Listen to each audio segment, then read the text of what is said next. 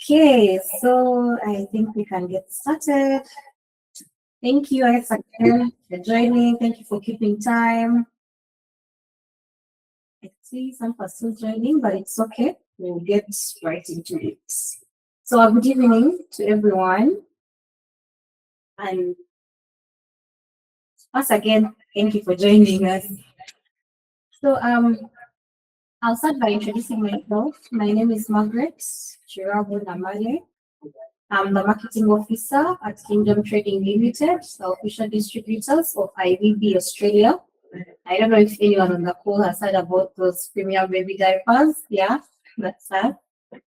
And well, what does IVB do?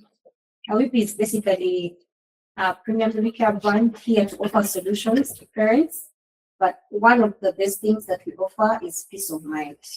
Because with our products, you don't have to worry about things like diaper rashes, your child is having skin irritations, nothing like that. So, in my opinion, that's the solution we offer.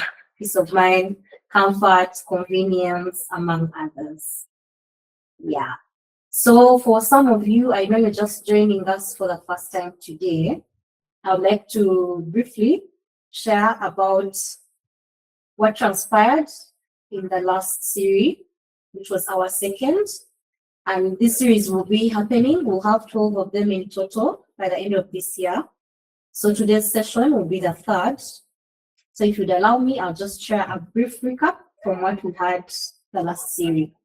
It was about scaling your business financially in the digital era. Yeah.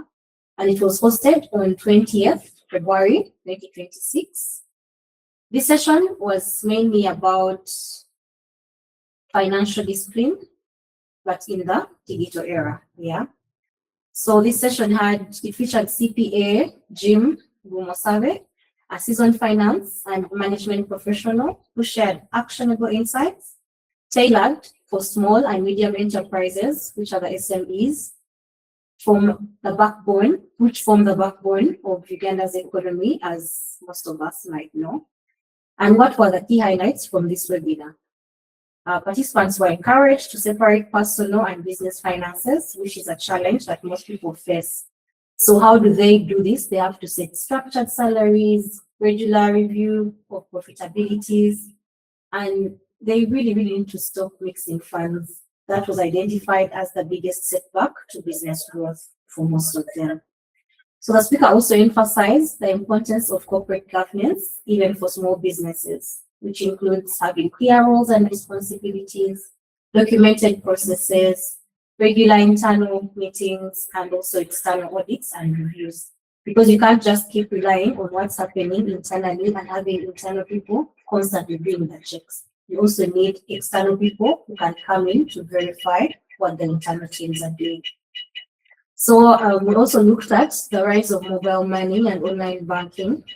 He emphasized that businesses must embrace digital tools for efficiency while also implementing strong internal controls. And this is to help them prevent issues like fraud and also ensure accountability. Yeah.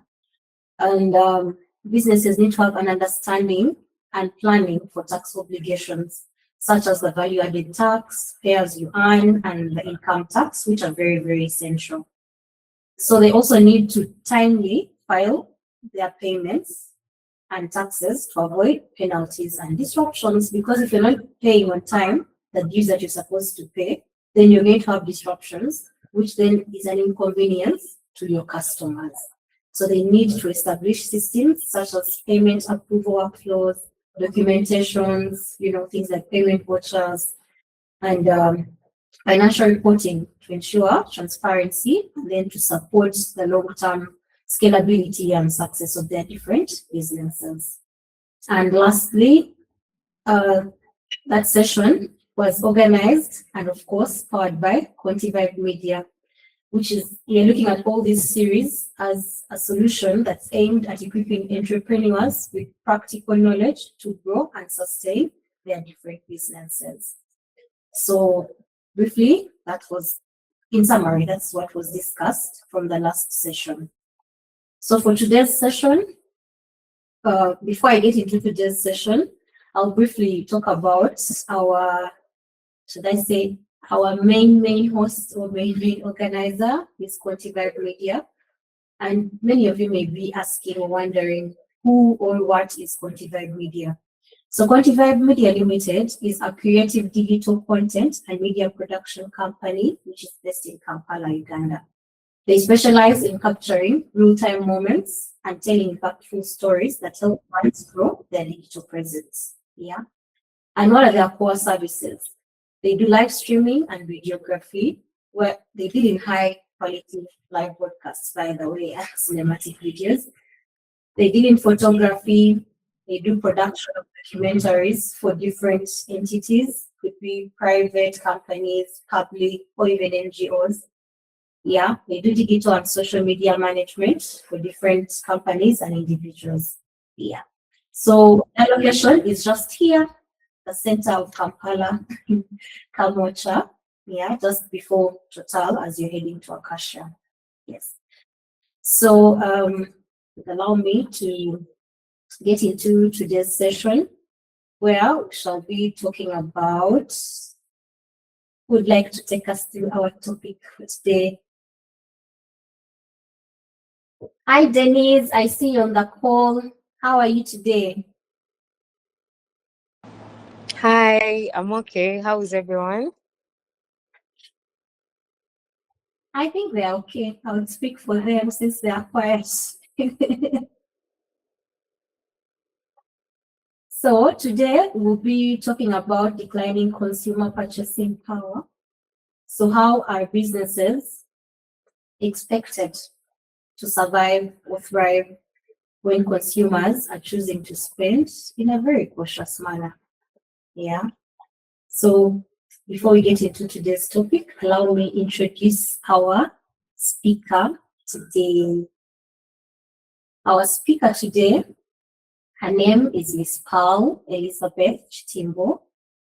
She's a brand and marketing professional with over 8 years of experience delivering growth, building brands, and leading impactful campaigns across Uganda. She currently serves as brand and communications manager at Crown Beverages Limited. For those of you who don't know Crown Beverages, these are the people that give you your favorite drinks, Mirinda, Pepsi, Mountain Dew, among others, where she oversees brand strategy and execution for key portfolios, including Mirinda and the Evervest range, while also leading corporate communications and the company's sustainability agenda. In this role, she drives integrated marketing initiatives, strengthens brand positioning, and supports digitally enabled consumer engagement that contributes directly to business performance and market relevance. Pearl holds qualifications from the Chartered Institute of Marketing with a foundation in professional marketing and professional sustainability marketing, which support her structured, insight-led, and commercially grounded approach to brand management. She brings a strong balance of creativity and business acumen with experience spanning both corporate and consumer-facing environments. Prior to her current role, she served as brand manager for AfroMobile at Next Media, where she led brand growth and user acquisition strategies for the streaming platform. She also worked as a senior marketing executive at La Paire, a Pan-African eyewear brand, where she managed marketing execution and supported business expansion across Kampala and the wider Ugandan market. Beyond her professional career, Pearl is a devoted mother of one and a woman grounded in faith. These values shape her leadership style, which is rooted in discipline, integrity, and a strong sense of responsibility. She's known for being outgoing, people-oriented, and a natural connector, with a proven ability to build relationships, align teams, and deliver meaningful results. So people kindly join me to welcome our guest speaker today, Ms. Pearl Elisabeth Kitimbo. Yay, and claps. Thank you, thank you. I'm also clapping for myself over here. Yes, please, you should. Yeah. Yeah. So, Pearl, we are very glad to Yeah. have you on this call today. First of all, thank you for making the time. And for all the ladies on the call, happy Women's Month. Thank you. Very, very excited to be on the call to also share about things I'm very passionate about, which is marketing and the marketing atmosphere. Yeah, very looking forward to a meaningful discussion, hoping that we will not be talking to ourselves, but we'll be able to learn and also have insights from everyone. Because I like to think that I'm not an expert, but I'm more of a learner. So I'm here to share what I think, my insights, but also to learn as well. Okay, I'm excited Yeah. too. Guys on the call, if you're excited, please share some thumbs up or hand claps. We need to know that it's not just the two of us active. Okay, Yeah. I see. Okay, we are not alone. Good to know. Okay, so Carl, as we get into this discussion today, allow me to lead with my first question. Yeah. From your experience in the FMCG sector, how has declining purchasing power changed the way Ugandan consumers make buying decisions? Okay. Yeah, from my perspective, first of all, I think for us to understand how it has declined, it's for us to also understand that in the environment that we're in, so CIM people, students, you'll see that you have your internal environment, your micro environment, your macro environment. We do not have control of what's happening in our macro environment. So those are things that are happening politically, economically, socially, technology, legally, ethically, all that. We have no control.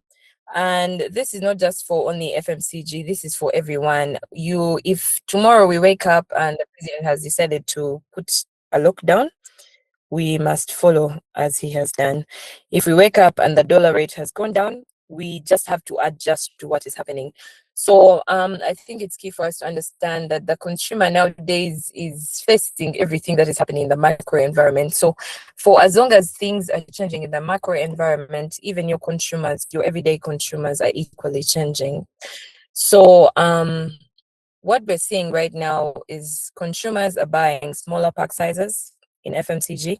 So for this, I think I don't want to mention their name directly, but you've seen one of our competitors started by introducing a smaller pack of your soda, which is about 330 ml. This is reaction to what is happening with consumers. You also see that consumers are switching between brands. And not only in FMCG, you're going to see that they're waiting for promotions, as is any one of us, that you're going to see a promotion and you'll say you'll probably buy more there, or you're going to wait to buy a new electronic only when Black Friday comes because you know there's a promotion there. And then consumers are really just sticking to brands that have an affiliation to their emotions. So brands that are speaking to how they feel or their pain points and whatnot. So it's not that consumers are spending less, they're just being very cautious in how they spend. So ordinarily, if they would just walk into a store and pick one FMCG, maybe CSD, which is carbonated soda drink. Now they have variety of options there. So there's a lot that needs to go into making that decision before they pick that purchase. So on our end in FMCGs, it's the smaller packs which are reigning heavily, I must say, very heavily. And of course, the fact that consumers are also looking for promotions. I think this is very, very these are the top of mind things that are happening in our industry right now.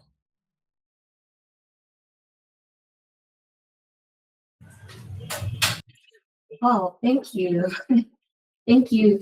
And like you said, all the consumers have different patterns because, like you say, when you end, it's the smaller sizes that are raining.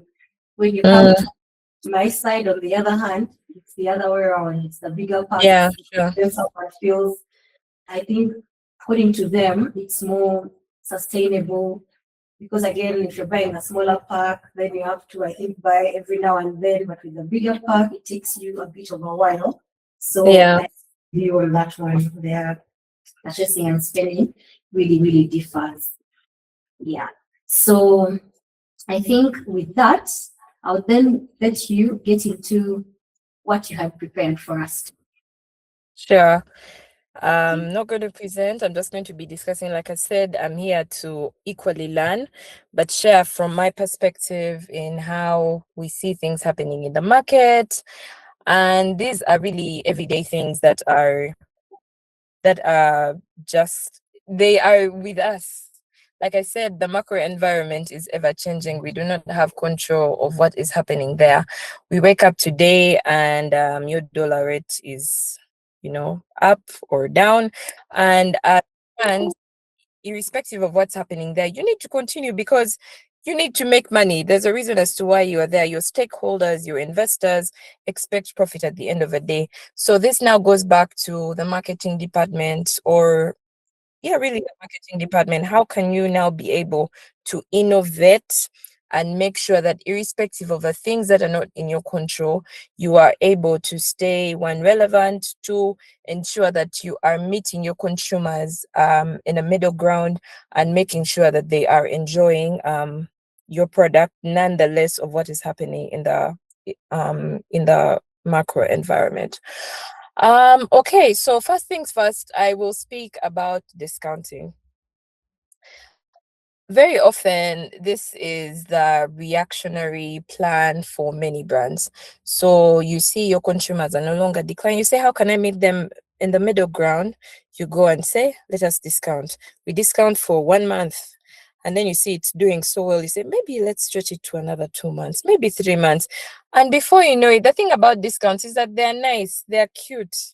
Everyone loves that discount. But the thing is that it cannot be Black Friday every single day. It cannot, because your discounting is eroding your profits at the end of the day. You're spending so much in these promotions. And then at the end of the day, you are only telling your customers to come to you when there are promotions. So if I don't see a promotion from your brand, I'm not interested in it. But if I see promotions, I say, I've got to run there. There's particularly one brand in Uganda that I personally have seen. I only go there when they have discounts. When they don't have discounts, you will never see me step in there. So instead of going for the discounting to be able to meet the consumers on middle ground, one, you need to be able to communicate value, that irrespective of what is happening again in the macro environment, am I getting value from what you're selling to me? And value in this case could mean, am I getting more product for the same price? Am I getting it more conveniently? Is there an emotional connection? Is it a rewarding experience? And am I getting better quality for the same price? So for this one, there's so many brands I could give examples for. You, I believe for the age group that is on this call, back in the day, Blue Band used to have that ad where when you eat Blue Band, you grow tall. I do not know how they came up with it, but we all thought that when we were eating Blue Band, we would grow tall. And we also had ads from companies like Always with women, that if you wore Always pads, irrespective of how you ran or whatnot, you will not have any stains on you. So this is just clear examples of brands being able to create an emotional connection, like an experience. Yeah, it's not that I'm guaranteeing you my growth. Of course, that can come off as false advertising. Yeah, but they're creating an experience that, irrespective of the price of Blue Band, I still want Blue Band because I want to grow tall. Irrespective of the price of Always, I still want to go for it because it's no stain guaranteed. Like, you are communicating value to me, as opposed to just saying, this is my product, take it, you need it. Yeah. And in Uganda, particularly in our market, I'll speak in FMCG, one of the things that we've seen that can go a long way, irrespective of consumer purchasing power declining, is doing things like bundling offers. So now when you go into your supermarkets, I see one of my colleagues, Monday Ojara, is on the call. In this period for Ramadan and Easter, we've decided to do a couple of bundling options where you're going to find 2-liter sodas, two 2-liter sodas bundled up with an Aquafina, and then you get an Evervest malt as value. So here you're seeing that the consumer feels already by sight of that, you are saying this seems more. And when you calculate it, you're going to find that the company is probably discounted about like 200 shillings only, but the consumers are seeing more value in something like that. Okay. They're seeing it as added value, and this is why they're going to go for it. So things also like loyalty rewards. I know that a number of brands in Uganda are now getting onto this. In FMCGs, it may not be as easy as possible. Like we might be able to run like an under the crown campaign maybe once a year, but we're now saying that consumer, I love you so much for supporting my business. How can I reward you better? Drink as much soda, and every time you check under the crown, you might try, but eventually you're going to find a crown with maybe a shirt, maybe a car, maybe airtime, something like that. We've also seen things like brands being able to engage with their customers is also an added thing, because you see, in this era of digital, a brand that's not on digital, I don't know what you're doing. But also, it's not just being on digital, it's also being intentional and being able to engage with your customers and relate to the things that are going on in their everyday life. Yeah. And above all, like I said, in FMCG, we're seeing that customers are going more for smaller packages. So for FMCGs, this has meant that we needed to find several entry points, price points into the market. So is it that customers are going for small brands? Okay, can we be able to do something that addresses that? But then, okay, there's also those customers who are going to use your 2-liter soda and they want to share. Can we have that? But then there's also the in between. For them, they don't like little soda. They want like medium soda. They want enough to make them feel refreshed. Can you do something like that? So I'm sorry for everyone on the call, I'll keep referring to my current workplace, but you'll find that your Mirinda comes in the 330. You're going to find it in glass because in some places glass is going to move better. You're going to find it in 500 mils because that is what some customers want. You're going to find it in 2-liter because also some customers want that. These are things that don't just happen over time. It's you listening to your consumer and being able to respond to their needs. Yeah.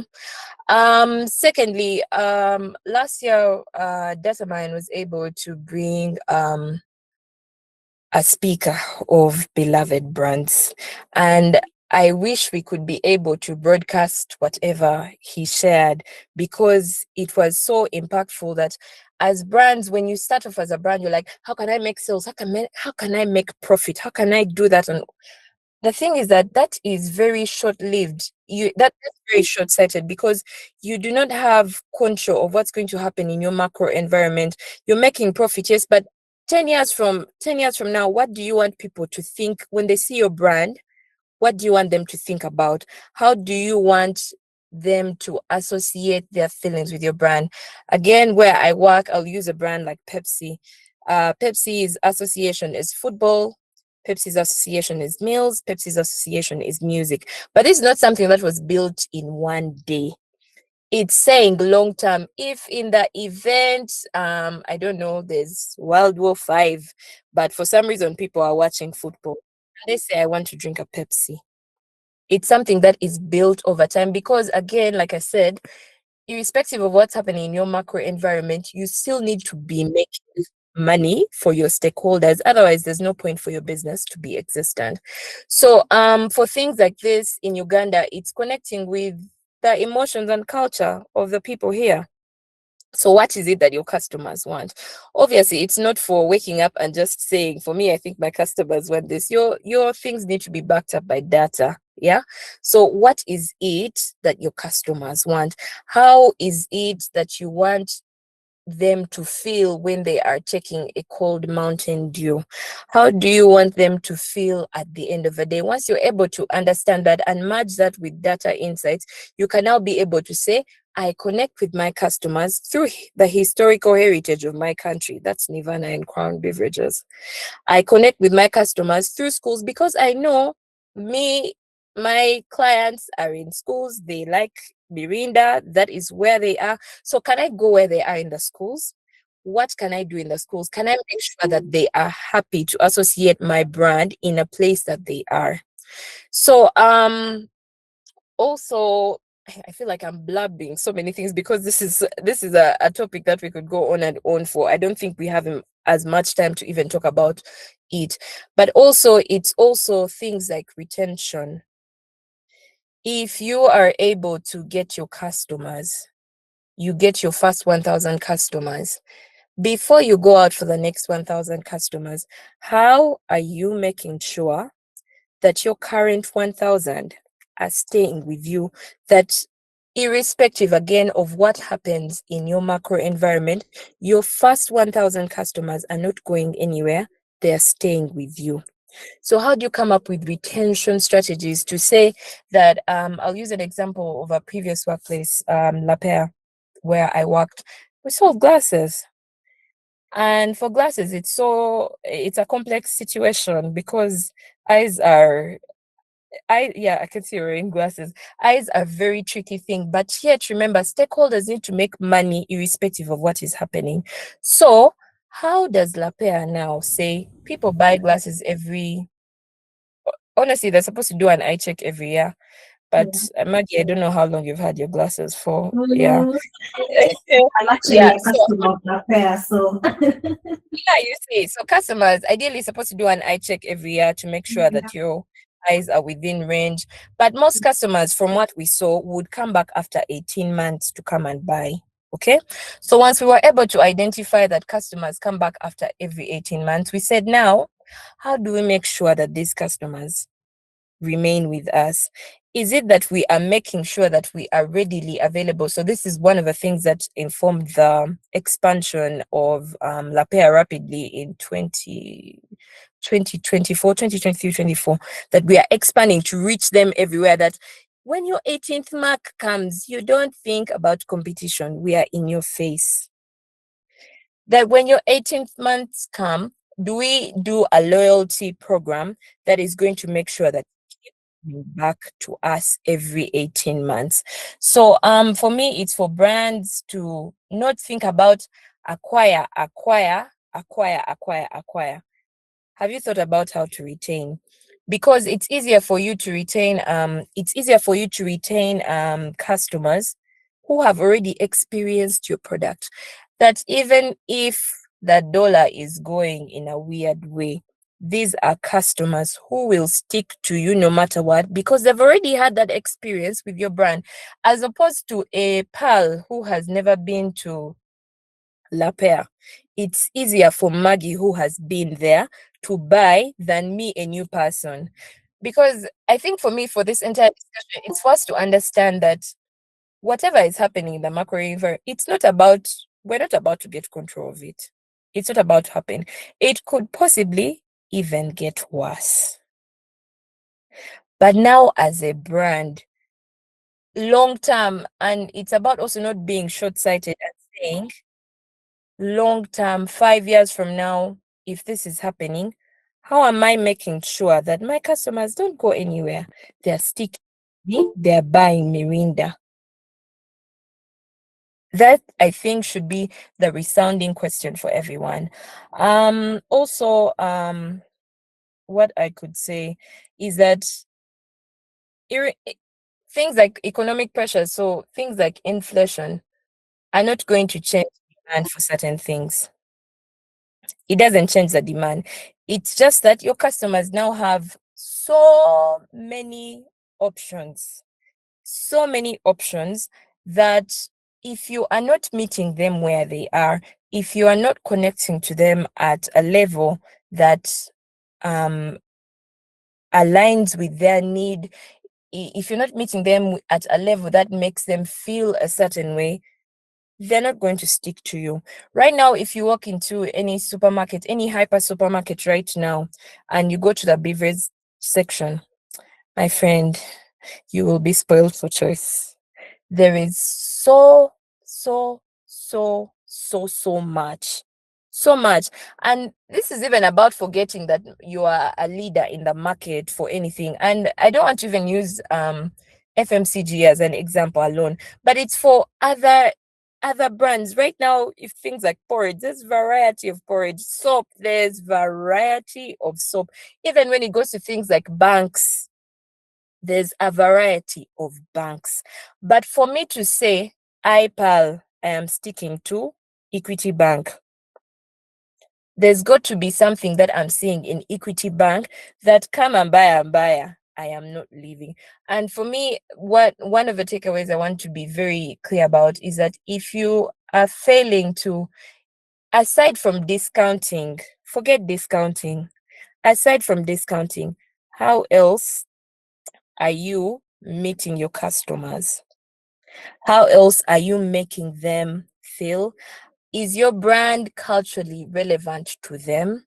Is your brand accessible to them? Does it give them value at the end of the day?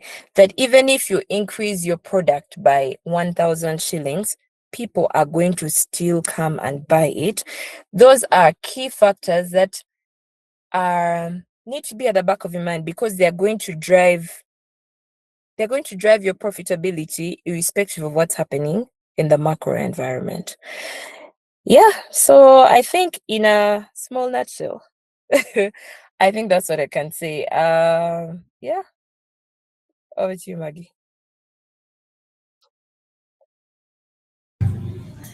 Wow. Thank you so much, Paul. And for everyone on the call, are we still together? Oh, okay. I'm seeing some hand claps coming in for you. Thank you so much, Paul. I'm also clapping. Thank you. Yeah, these are very, very key takeaways, and I hope the people with us on the call have been taking some notes, because as we continue on with the engagement, I would like to hear from them as well. So people on the team, people on the call, sorry, kindly share with us in the chat room, or you could raise your hand and just, tell us in your business today, what is that challenge you feel you're currently facing simply because customers are choosing to spend cautiously? Yeah. So, sorry about that. So, just kindly share in the chat room.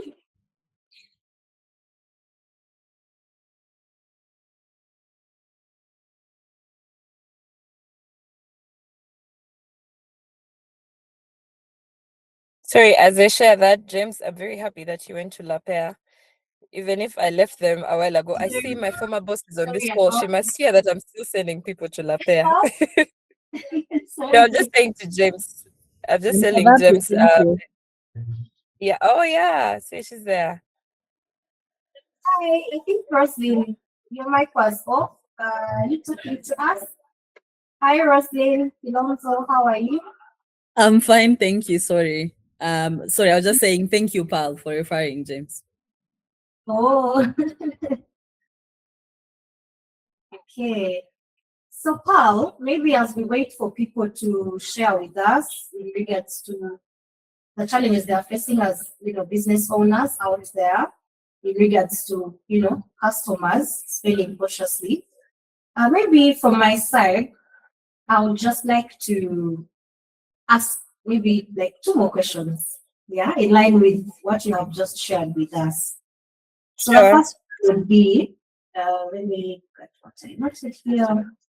So, how can brands communicate value effectively without necessarily appearing cheap? That's a good one. So, should I ask both at the same time, or I just let you answer one and I ask the Please. next? Can I ask the other one Okay. so that we do it at once? Yeah.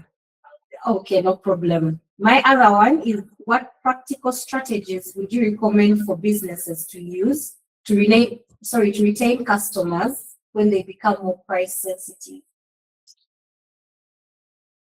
Okay, interesting. You remember how I said I'm not the expert, but I'm here to learn. But let me try and shoot my shot. So, question number one is, how can brands communicate value without appearing cheap?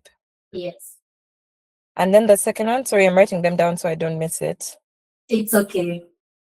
What And the second one, what practical strategies can businesses use to retain customers when they become more price sensitive? okay. I will start with the first question. Okay. I feel like question number one aligns very, very heavily with also to do with things like discounting.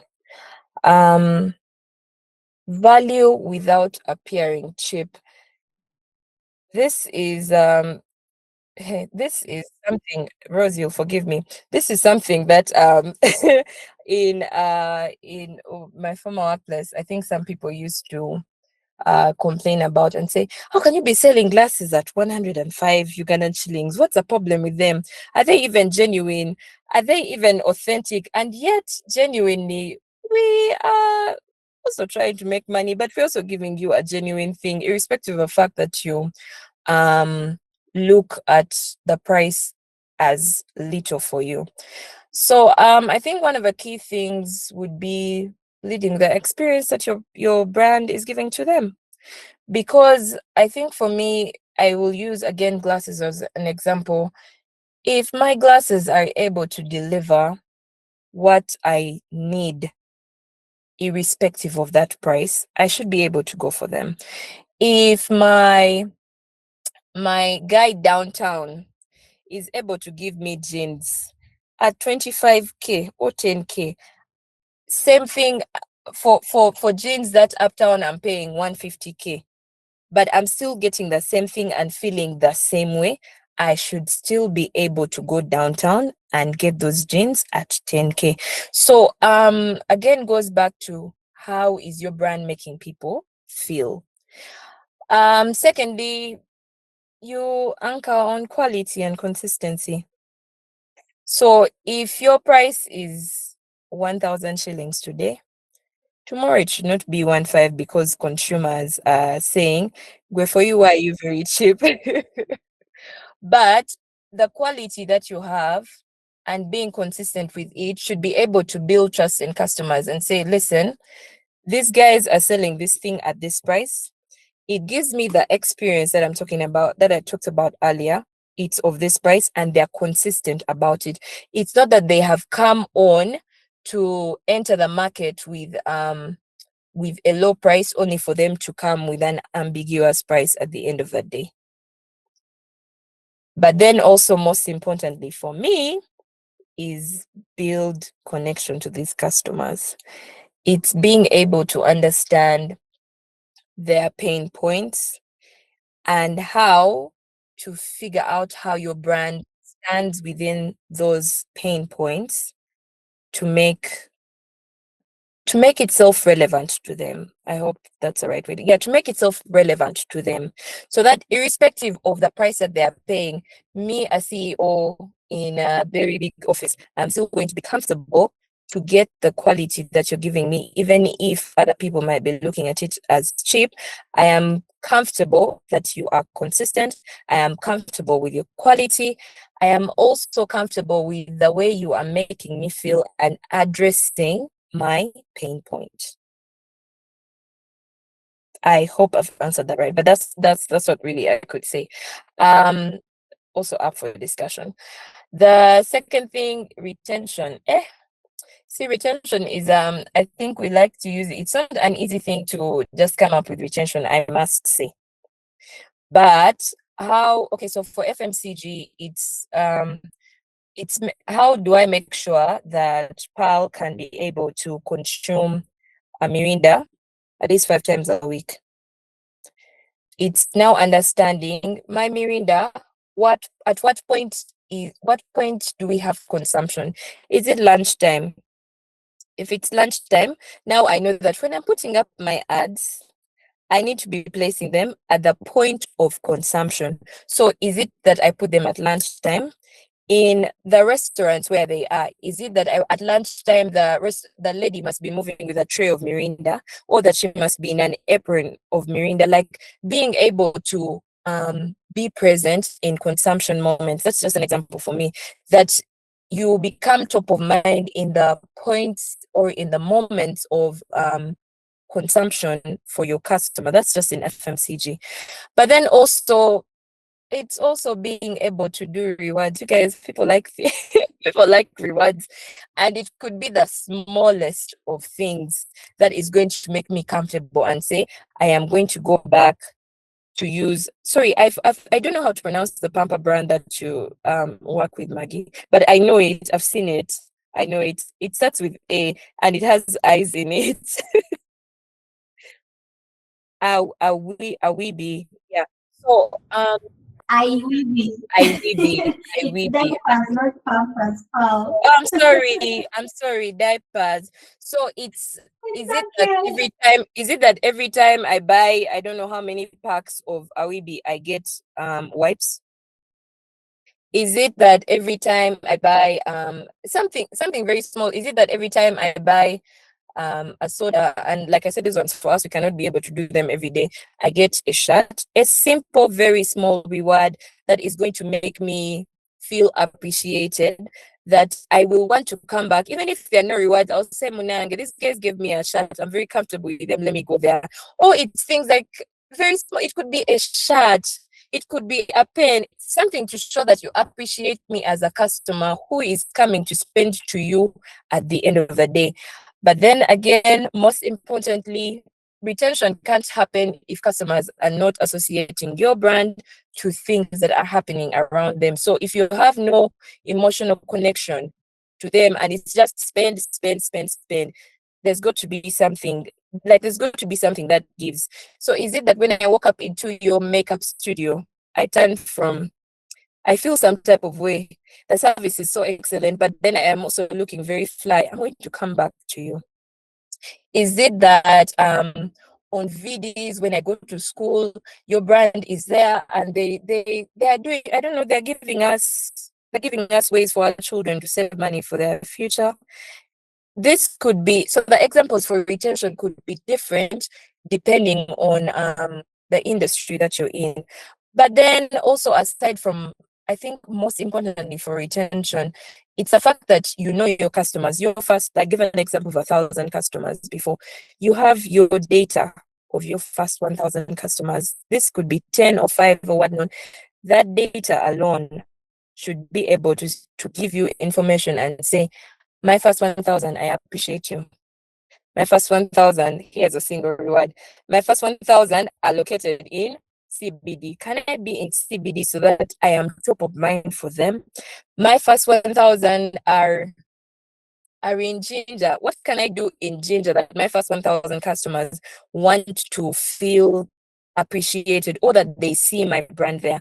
So it's also being able, retention, I believe, could be very easy if you have your data and you actually put it to work, that it backs up every strategy that you're going to do, that you do, so that you don't blunder, that you don't blunder. And it might be hard in certain industries, but it's data like saying that in a certain supermarket X, we sell more volumes there than in this supermarket.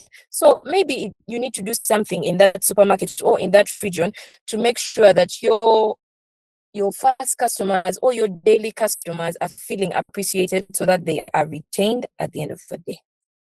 Yeah.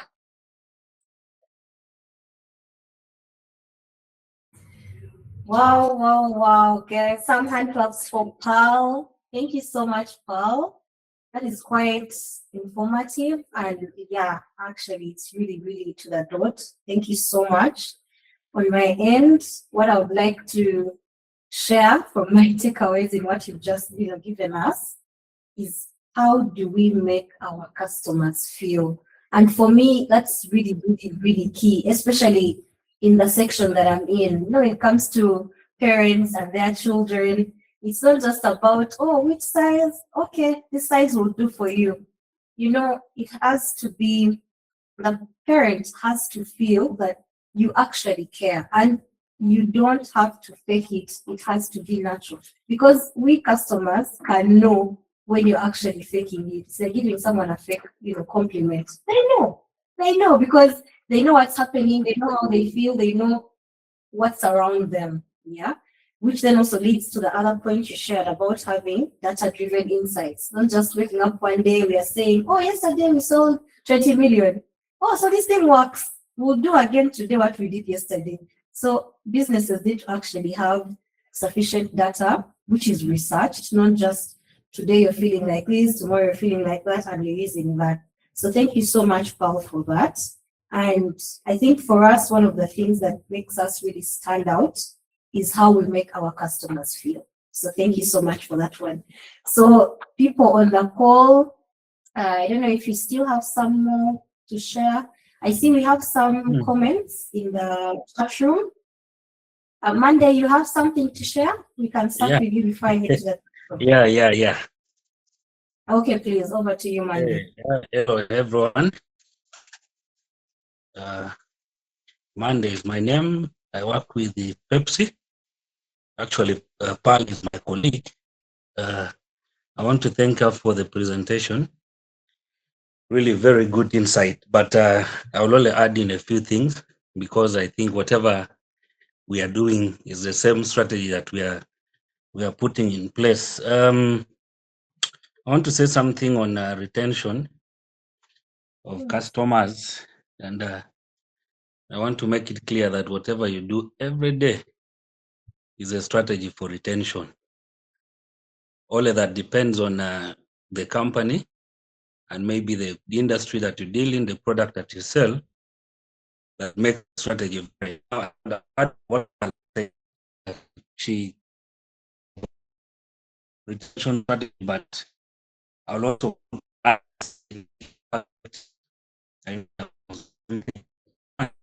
she talked about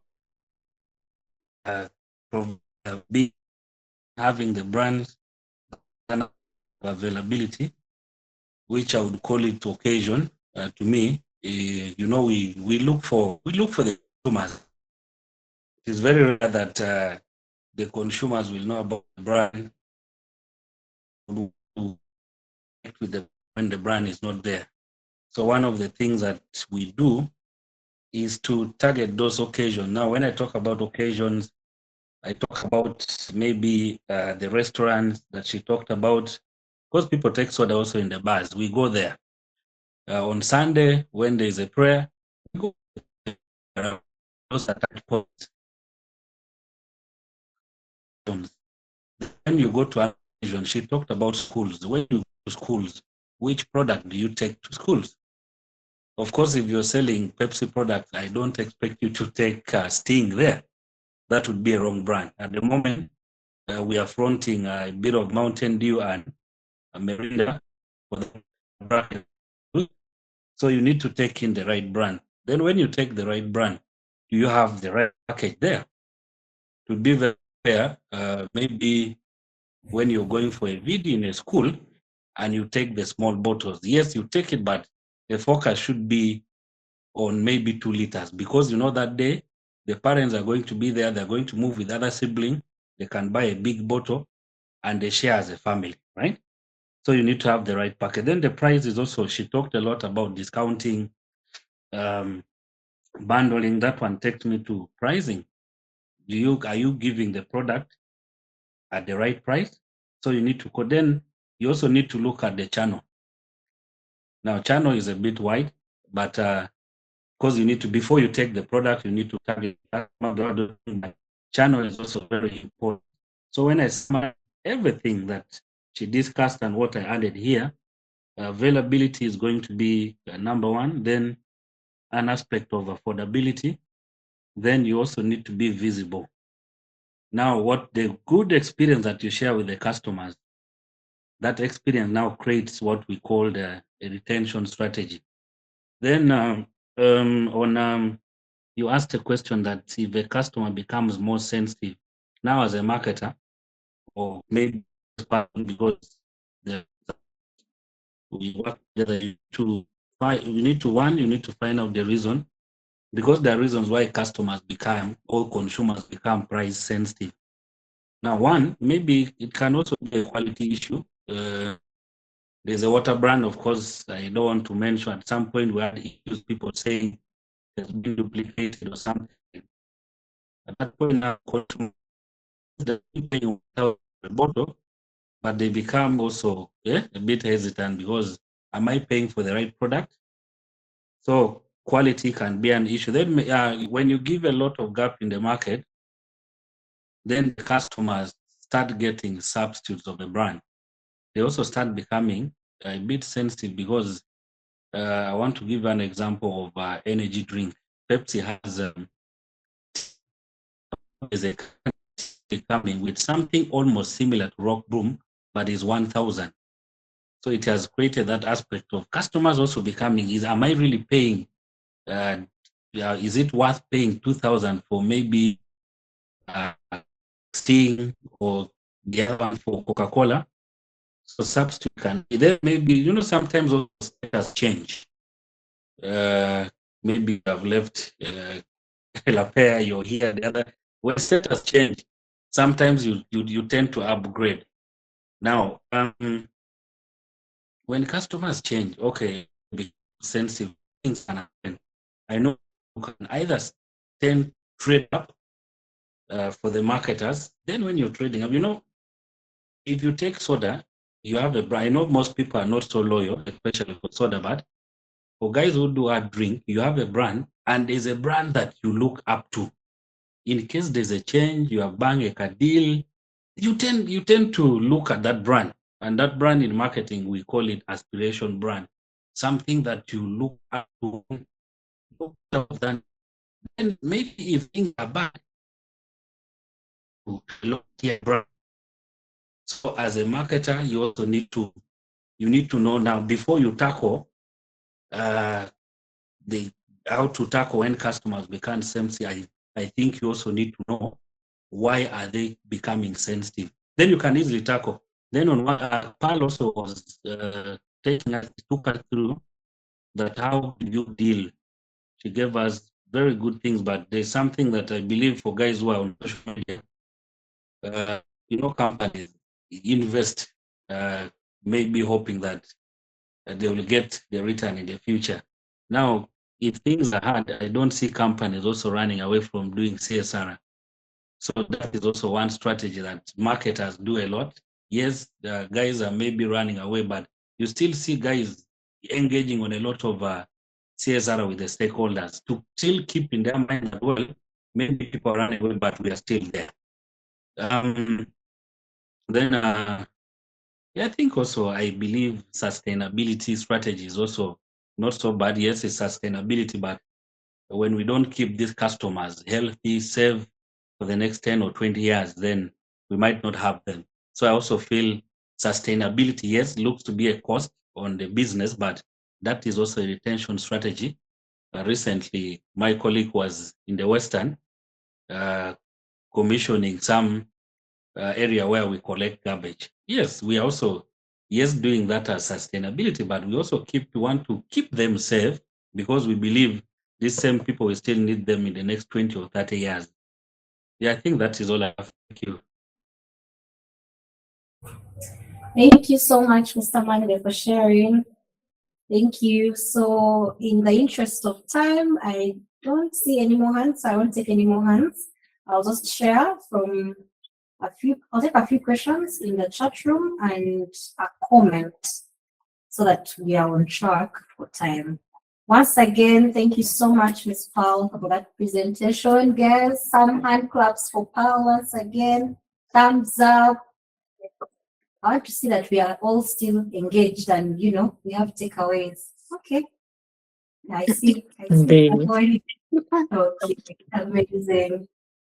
All right. So we have a submission from Mr. Fred Kawe.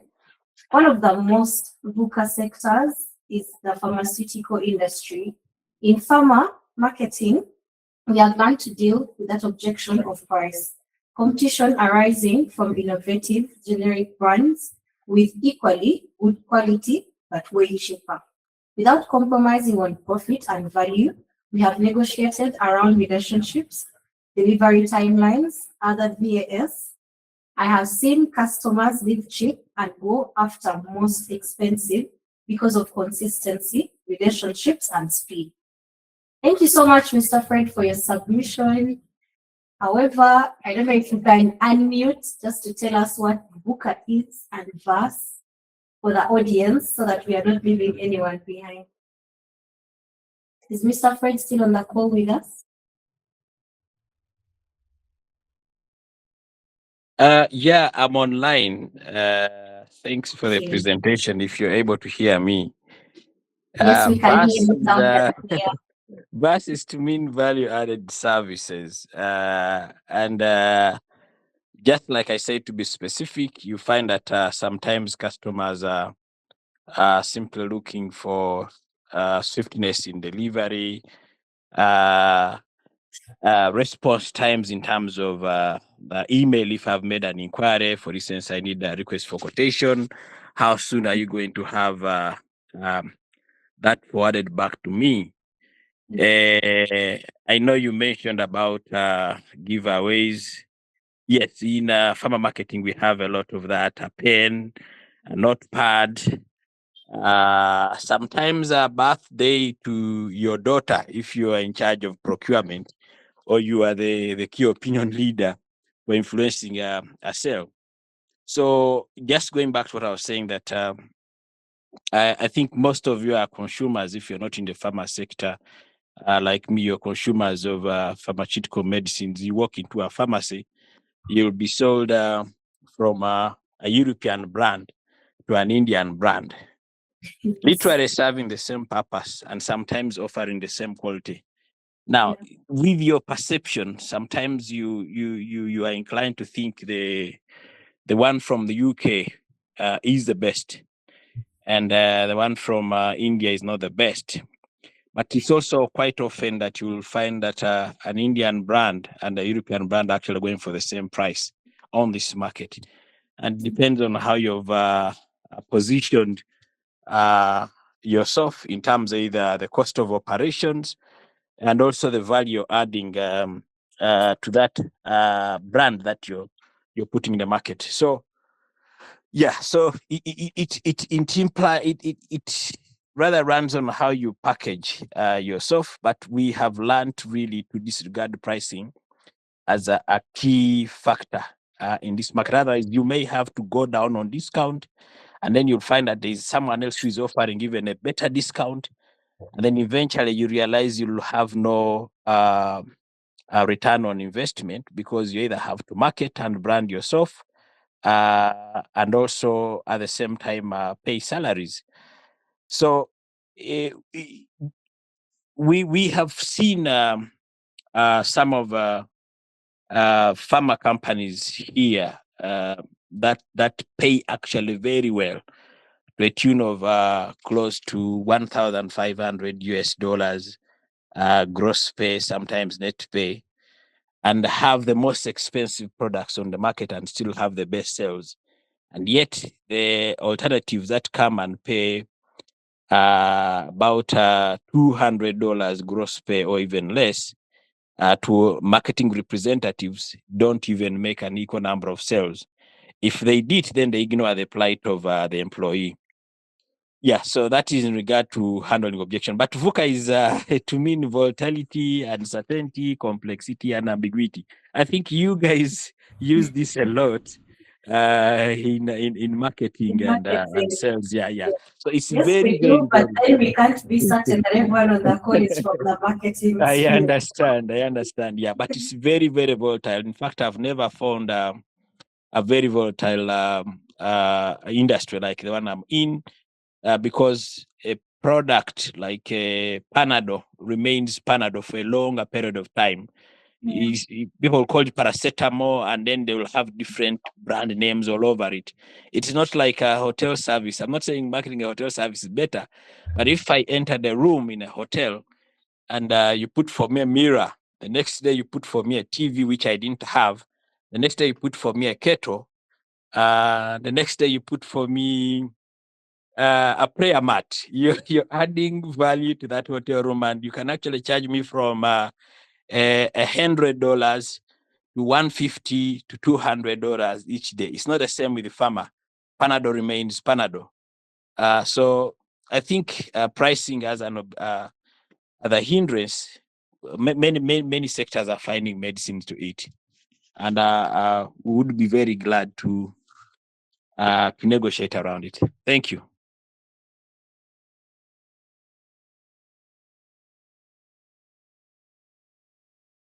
I've submitted. Are we still there? Yeah, we are. Oh, yes. Yeah. Thank you so much.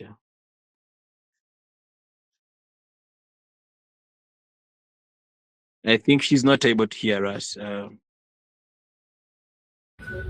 Sorry, I was muted. Sorry.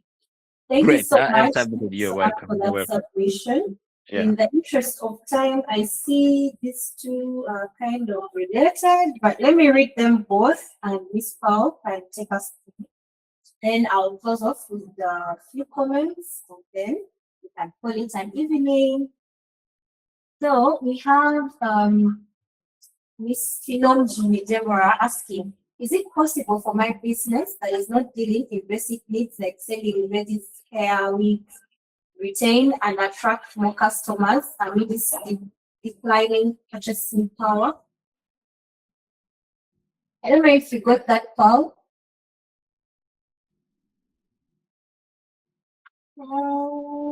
Is our guest speaker still with us?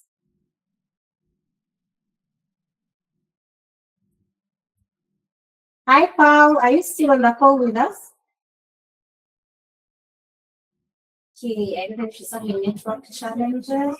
She's, you know. Okay, the next question is, how can small or growing brands compete with larger companies during periods of reduced consumer purchasing power? From Trevor Sekatawa. So Trevor and Miss Deborah, I feel like your questions are closely related in the sense that it goes back to one of the things that our guest speaker shared. How do you make your brand customers feel? Because at the end of the day, it really doesn't matter how much you're pricing. Of course, it doesn't mean you should then go ahead and overprice because people still come back to you. No, of course, the pricing has to be competitive based on how the market is operating. Yeah, based on how the market is operating. So at the end of the day, you have to find that one thing or those two things that make you stand out, that make it unique for your business, that competition is not doing. So at the end of the day, even if they're pricing cheaper, customers are choosing you. And if they're choosing you and you're treating them well, you're making them feel good, you're definitely going to retain them. And you know, as you're retaining them, you're in return going to be able to tap into their networks because they'll be telling their friends about you, their relatives about you. So you're then getting more customers from them. So Trevor and Deborah, it's more about how you make your customers feel. What makes you stand out in that business of yours? I hope that answers your question. Yeah. Thank you. Yeah, I see you agree. Hi, Oh, Maggie. our guest Sorry. speaker is back. No, I was on for some reason. I just could not unmute. I've had to change like a couple of devices. Yeah, technology. But I was listening to what you were saying. I don't think I can. I don't think I should add much more. I think you are very attentive. But even for, it's what I kept saying earlier, that even for smaller brands or I don't want to use the word smaller. Okay, but yes, there are bigger brands and smaller brands. But even for small and big brands, you still need to be able to be meeting your customers at their point of need. But then it's also understanding that if you are selling wigs, what is it that I am presenting to my customers besides the product that I'm giving them? What is that I am, what feeling am I selling to them? What how what emotional point am I meeting or addressing? Like, when you're thirsty, yeah, and then you just take Mirinda and you feel like you're not thirsty anymore. So for your brand of wigs, what is that thing that you are selling? Aside from your product, what experience do you want customers to have when they take the wigs from you? And how is that different from the thousands of other people who are selling wigs? Okay, so as much as it's a small business, as you might say, you still have opportunity to have a unique selling factor that should be able to drive your customers to you, but also make sure that you retain them. That even if someone is, I don't know how often people buy wigs, but if someone is buying a wig maybe every quarter, they know that you are their wig supplier, that they will come back to you because of how you made them feel, because of the service that you offered, because of how you interact with them. So they know that I have to go back to Pearl Wigs and not any other wig person, because this person has done an extraordinary job in retaining me as a customer, irrespective of the fact that I went there once. And I think I just want to agree with some of the things that Monday was saying, that even for big brands right now who look at things like sustainability as an expensive cost, it's so expensive, why are we doing that? And they choose to go and plant trees alone.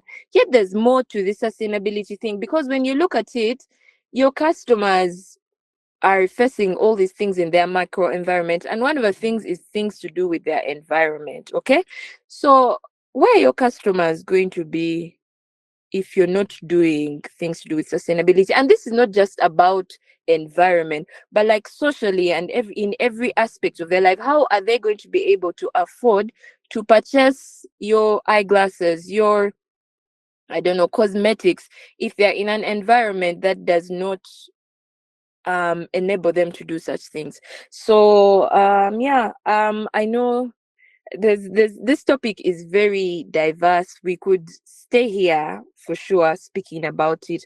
There's so many things. Like I said, I'm also equally here to learn. I'd forgotten about that sustainability aspect, so Monday brought it up. But even what Fred was saying, that even you changing prices alone is not enough. You might discount your product to 200 shillings, my friend, and your customers now say, Rachi, why is it very cheap? We can't go there. So aside from going to the thing that everyone wants to run to and discount, you've got to be doing much more to ensure that your brand is able to stay afloat, irrespective of the things happening in your macro environment. I'm very sorry, but one last example. In the pandemic, we saw brands, very many brands. I'll give an example of the breweries.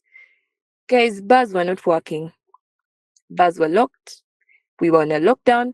People were in their homes, and the organizations, these breweries needed to be agile enough to be able to adapt very, very fast to what was happening in their macro environment, to make sure that shareholders are still getting profitability at the end of the day.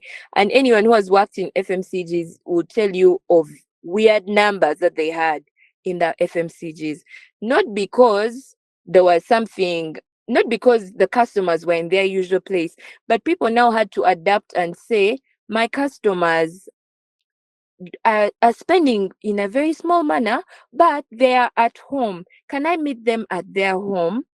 Because they can't go to the bar, or they can't go to they can't go to their usual consumption points. Can I go to where they are and make sure that even in their homes, or actually in their homes, I am interfacing with them from that direction? So this whole conversation, like I said, we could go on and on and on about it, but if you ignore consumer, the declining if you ignore it, I don't know how you're going to stay afloat. But also, it's also planning for the future and saying that if one day we wake up and the government has changed, what are you going to do to make sure that your brand stays making money irrespective of what is happening? You need to think long term. Just because you're selling wigs and you're saying they're not relevant, My friend, in the lockdown, people were making TikTok challenges on with makeup and with different things going on. So how do you make sure that in the eventuality of things like that, one, you're able to adapt very fast, but then also that when that time comes, your customers still think of you irrespective of what's happening around them? Yeah. Oh, wow. Thank you so much, Paul. Thank you. In the interest of time, let me just go through a few comments so I can release you people. You've been a very great audience, by the way. Thank you for participating. So I see Mr. Brush says, interesting conversation. Now I know why many years ago I was addicted to Merida fruiting. It was specifically about the bottle size and ease of access. The small size, he used to do it for me, and I would really access the soda on my way from work every day. So you have Merida people here. Wow. I see Fahad says reliability in accessibility. I believe that's really, really key. Much as you want to meet your customers where they are, they also need to be able to access it, especially for us that here as an FMCG. Then Miss Sarah Pio says, I'm a Mirinda Orange diehard, so also soda takers are loyal. Someone had mentioned that soda takers are not loyal. Someone here is saying that's not true. And then we have Miss Susan Tiffany. You're asking for the presentation. It will be uploaded on the Quantivibe YouTube channel, but we'll also send you a link on your email. And as I read the last comments, we also have a WhatsApp group for this series. So guys, you can kindly join for updates. We also usually share summaries at the end of the presentations. Yeah. So Fiona says, dear SME owners, one important thing to remember is that your brand name, products, designs, and business ideas are valuable assets. Consider protecting them early through intellectual property, especially trademarks and proper confidentiality, because protection today can prevent costly problems and create future business opportunities. So for the SME owners who are thinking, for us, we can't play in this market, tips are here for you. Protect yourselves. There is nothing you can't do. And then lastly, from Aloysius, the brands that change their retention strategy the most see the worst results, not the ones with the wrong strategy, but the ones who can't stick to one. Constant pivoting looks like urgency, but in reality, it's the team chasing their tail while tomorrow's email hasn't been approved yet.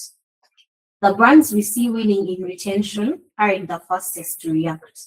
They're the ones who built a plan, got ahead of it, and had actual breathing room to test, read the data, and understand without the fire drill.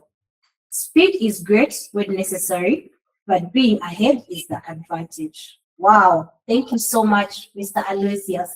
Guys, can we have some hand claps for that, submission? That's very, very, very, very powerful. Thank you, Mr. Aloysius. Thank you, everyone, for your time. But mostly, on behalf of Quantivibe Media Limited, I would like to thank our guest speaker, Ms. Pearl Elisabeth Kitimbo. Thank you so much for accepting our invitation. Thank you so much for making the time. And thank you for sharing your knowledge with us today. We really, really appreciate it. For everyone that yes. Thank you so much for having me. You're welcome. For everyone that joined us on the call, thank you for sparing that time. We know tomorrow is a public holiday. Some of you are rushing from work, picking kids from school, but you made the time. We do not take this for granted. Thank you so much. We appreciate you. And we hope that you have had something to take home from today's presentation. We'll share the summaries on our WhatsApp group. Kindly follow the link. It's been posted in the chat room. We'll upload the presentation as well on our YouTube channel. Kindly follow Quantivibe Media on YouTube and social media on Instagram, on LinkedIn and TikTok. We have different pages. Yeah. But thank you so much, everyone. Thank you for your participation. Thank you for your time. And we look forward to having you and many more people in the next series. We host this series every second last Friday of the month. However, for this month, we made an exception because we're looking at Friday being Eid tentatively, and alhamdulillah, it came through. So that's why we pushed it to Thursday. But this series usually takes place on Friday, the second last Friday of every month. So guys, prepare your minds to learn more. Next month. Shall be sharing our next speakers, our next hosts and topic ahead of time. Thank you so much. Allow me release you. I remain your host for today, Margaret Chirabo Namali.